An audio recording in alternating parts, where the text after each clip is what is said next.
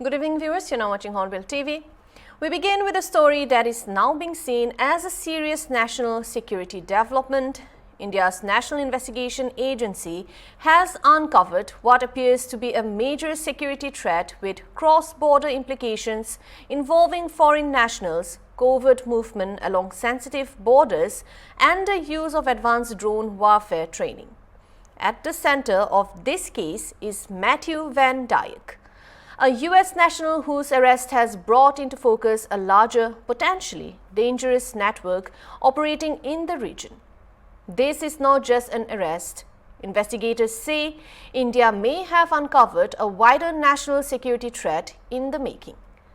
Matthew Vandyke is a 46-year-old American with a long history in global conflict zones, describing himself variously as a war correspondent, security analyst, and also a freedom fighter.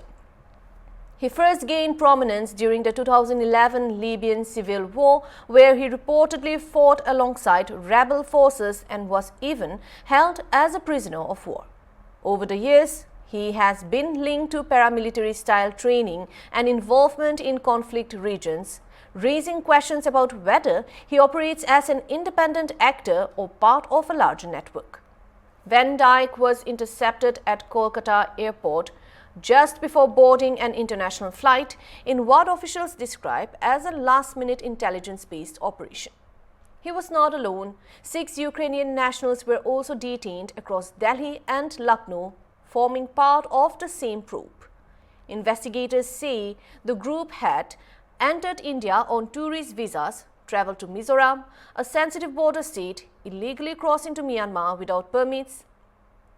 At the heart, his profile, a mix of war reporting, paramilitary exposure, and training, is now under intense scrutiny. According to the investigation, Vandyke, along with 6 Ukrainian nationals, is suspected to have been part of a coordinated network that moved through India and into Myanmar using border states like Mizoram as access points. What raises alarm for Indian agencies is the nature of activities linked to this network. Officials believe the group was involved in training armed groups in drone warfare and also tactical operations, facilitating the use of modern combat technology in conflict zones close to India's borders, potentially enabling skills and systems that could be redirected towards anti-India activities. According to the investigators, the group is accused of training insurgent groups in Myanmar, providing advanced drone warfare and weapon trainings, assisting in drone operations, and possibly supplying equipment. This is where the concern deepens. Security agencies also believe that some of these Myanmar-based armed groups have links to insurgent outfits operating in India's northeast, raising fears of technology and tactics spilling across the border. This is where the case escalates from an isolated incident to a national security concern.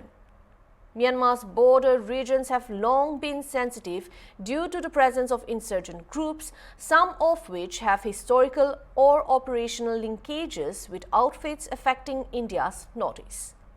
The possibility that foreign-trained operatives and drone capabilities could intersect with this network is what investigators are now examining closely. Vandyke's interception at Kolkata airport just before departure is being seen as a critical breakthrough, preventing what officials suggest could have been a deeper and more entrenched network. This case is not just about illegal entry or foreign nationals. It points to a cross-border network involving trained foreign fighters using drone technology, a modern warfare tool, and also operating in a region already sensitive due to insurgency linkages. Investigators are now also probing the scale of the network, funding routes, and possible links inside India, as well as whether military-grade drone capabilities were being routed through Indian territory. However, amidst all this, India's MEA says the detention of 6 Ukrainians and 1 American is linked to travel in restricted areas without clear permits. With the matter now before the court, it is also reiterated India and US cooperation on counter-narcotics and flagged Pakistan's action as a global concern. See, there are certain restricted areas which are restricted in India, and there are certain protected areas. So for those areas, you need a permission to travel there, and whether they were in possession of this particular permission or not, it is now in the court. It will be presented, and thereafter we'll come to know. But I would refer you to what the NIA has had to say. I haven't gone into the technical details of it, but I understand that they may be wanting of certain documents for traveling to that part of India. Siddhant, on your question,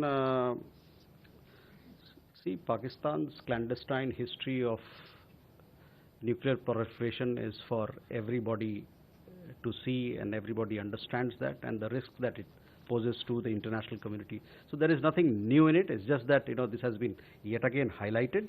As far as the assessment that you've talked about, internal assessment, security assessment of the United States, on our side, we are closely working with the U.S. government on counter-narcotics issues. We have a shared objective here to how we deal with this menace. We have a working group, and through this working group, we have an institutional dialogue mechanism to address this shared common challenge that we have. On Pakistan, the less I speak, the better. The kind of things that they do poses challenge to several people across the world.